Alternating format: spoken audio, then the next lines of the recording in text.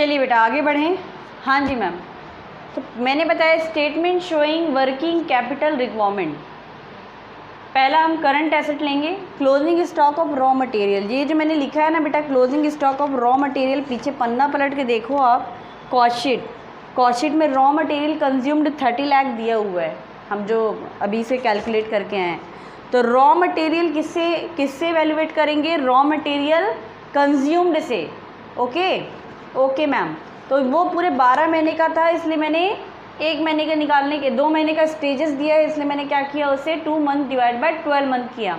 Question जाके देखो। हाँ जी मैम।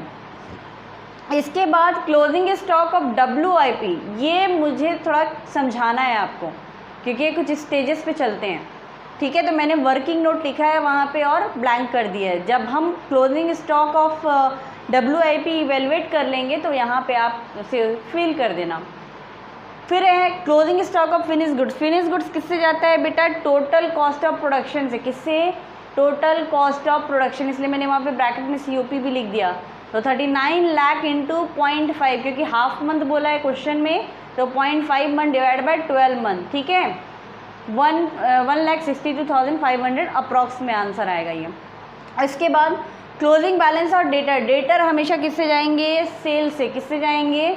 सेल से। तो सेल से इवेलुएट करना पड़ेगा। 60 लाख इंटू 1 मंथ दिया हुआ स्टेजेस उनका, तो 1 मंथ डिवाइड बाय 12 मंथ कितना आ गया? 5 लाख। तो ये मेरा टोटल करंट एसेट आएगा, है ना, WIP ऐड करने के बाद। इसके बाद क्या आ जाएगा? Current liabilities. लाइबिलिटीज़ में मेरे पास कुछ भी नहीं था अभी। क्लोजिंग बैलेंस ऑफ क्रेडिटर, जिसको मैंने अज्यूम में नील किया है। मैं आपको थोड़ा सा और रेक्टिफाई कराना चाह रही हूँ कि जो क्वेश्चन हम लिखे थे उसमें मैंने क्रेडिटर स्टेज 1 मंथ लिखा है, तो उसे कट कर दो। ठीक है, क्योंकि क्रेडिटर स्टेज जो होता है वो क्रेडिट परचेज से जाएगा। मैं फिर से रिपीट कर रही हूँ, raw material stage raw material consumed से जाएगा। WIP stage gross factory cost से वैल्यूएट करेंगे। Finish goods stage total cost of production, and debtor stage credit sales, and credit stage is credit purchase. तो मैंने इस क्वेश्चन में से नील assume कर लिया है। जब भी आप ऐसा करेंगे तो वर्किंग नोट नंबर डाल के उसे शो भी करेंगे कि हमने इसे अज्यूम नील किया है। टोटल जो आएगा बी कॉलम हमारा नील आने वाला है। अब A और B को जैसे हम माइनस करें, क्योंकि हम ये बहुत अच्छे जानते हैं कि working capital equal to current asset minus current liability. तो total current assets minus total current liability is equal to working capital. तो हमें एक चीज़ यहाँ पे इवेल्युएट करनी है, वो है हमारा क्लोजिंग स्टॉक ऑफ WIP। ध्यान से समझिएगा, आगे हमारा वही टॉपिक है। Okay ma'am. उसके बाद जैसे हम इसे कैलकुलेट कर देंगे, आप इसे वहाँ पे ले आके फिल करना, प्लस कर लेना। प्लस करने के बाद जो आंसर आएगा वही हमारा वर्किंग कैपिटल रिक्वायरमेंट होगा।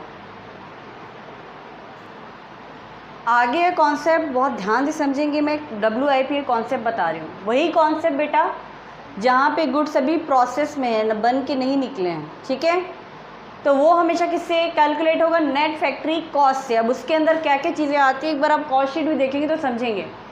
रॉ मटेरियल तो आएगा ही, मैन्युफैक्चरिंग एक्सपेंस आता है, लेबर के एक्सपेंस आते हैं, और फैक्ट्री का ओवरहेड आता है। इतनी चीज़ों को हमें देखना है। अगर हमें क्वेश्चन में उनका डिग्री ऑफ कंप्लीशन दिया है, डिग्री ऑफ कंप्लीशन को मैंने थोड़ा बोल्ड कर दिया। क्यों किया है? इसलिए किया है क्योंकि डिग्री ऑफ कंप्लीशन का मतलब होता है कि कितने % काम हो चुका है, कितने % का काम हो चुका है, कितने % गुड्स रेडी हो चुका है। अगर ये क्वेश्चन में बाइफरकेट करके दिया है, 20% मटेरियल, 30% मैन्युफैक्चरिंग एक्सपेंस, ऐसा करके आपको दिया है, तब तो दिक्कत नहीं है। जितना जितना % दिया होगा उतना उतना वहाँ से उठा के लाएंगे और ऐड करके सबको क्या कर देंगे? नेट फैक्ट्री कॉस्ट के साथ, और जो भी WIP का मंथ दिया होगा डिवाइड करके आंसर ले आएंगे। लेकिन अगर क्वेश्चन में डिग्री ऑफ कंप्लीशन ना दिया हो तो अज्यूम करना है कि 100% of degree completion for raw material plus 50% of degree of completion for direct labour, direct expense, यानी कि manufacturing expenses and factory overhead.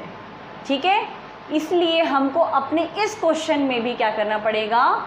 100% of raw material and 50% of direct labour and manufacturing expense बोल रहे हैं, direct expense और factory overhead का लेना पड़ेगा, इसलिए मुझे वर्किंग नोट बनाना पड़ रहा है। बात समझ में आ रही है क्या? हाँ जी बिल्कुल आ रही है।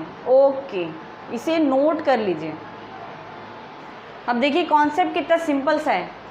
क्लोजिंग बैलेंस ऑफ WIP, तो ये किससे इवेलुएट होगा? नेट फैक्ट्री कॉस्ट से। उसमें क्या क्या आते हैं? Raw material expenses, manufacturing expenses, direct labour और फैक्ट्री ओवरहेड।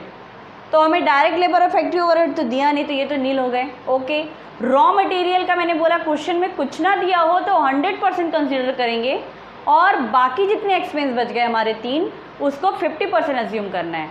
और जो भी आपको स्टेजेस दिया होगा जितने मंथ का, तो हमें WIP का स्टेज कितना दिया था? 1 मंथ का, तो 30 लाख हो गया रॉ मटेरियल कंज्यूम इंटू 100%, और 1 मंथ डिवाइड बाय 12 मंथ कितना आया? 2,50,000। मैन्युफैक्चरिंग एक्सपेंस हमें 9 लाख आया है हमारा।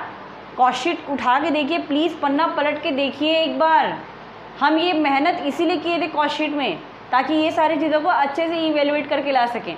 देन 9 लाख इंटू 50%, मैंने बोला ना नोट्स में लिख लेंगे कि क्वेश्चन में नहीं दिया है तो हम 100% रॉ मटेरियल कंज्यूम्ड का अज्यूम कर लेंगे, और मैन्युफैक्चरिंग एक्सपेंस, डायरेक्ट लेबर और फैक्ट्री ओवरहेड का 50%, and 1 month divide by 12 month. ये दोनों जो भी आए वो हमारा टोटल WIP है, यानी कि 2,87,500 आप कहाँ फिल करने वाले हैं? वर्किंग कैपिटल रिक्वायरमेंट के फॉर्मेट में, जो हमने वर्किंग नोट में करके छोड़ दिया था। अब उन सबको ऐड करके टोटल करंट एसेट निकालेंगे। पॉइंट A आएगा आपका करंट लाइबिलिटी, जो मैंने क्रेडिटर का बताया उसे हटा, मतलब नील कर देंगे।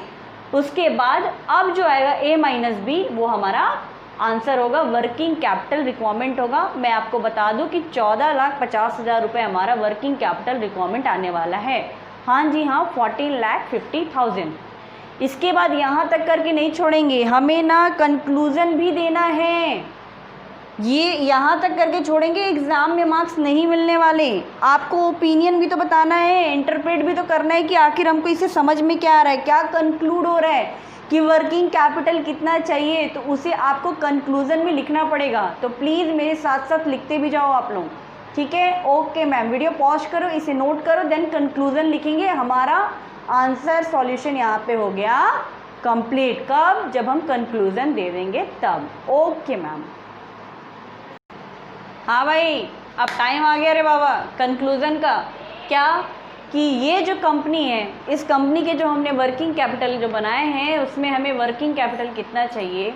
14,50,000 for running smoothly operating activities. इस कंपनी को 14,50,000 रुपये चाहिए ताकि ये स्मूथली फंक्शन कर सके। इसे इतने पैसे की ज़रूरत है, इतने पैसे मिलेंगे तो जाके ये वर्किंग कैपिटल इसकी, यानी कि डे टू डे अफेयर्स चलाने के लिए, जो मैंने आपको ऑपरेटिंग साइकिल समझाया हुआ था, वो चलाने के लिए कितने पैसे चाहिए इन्हें? 14,50,000। ये मेरा काम नहीं कैलसी चलाना, कैलसी आप ही चलाओगे। इतना आंसर मैं बता रही हूँ, ये आएगा, ठीक है?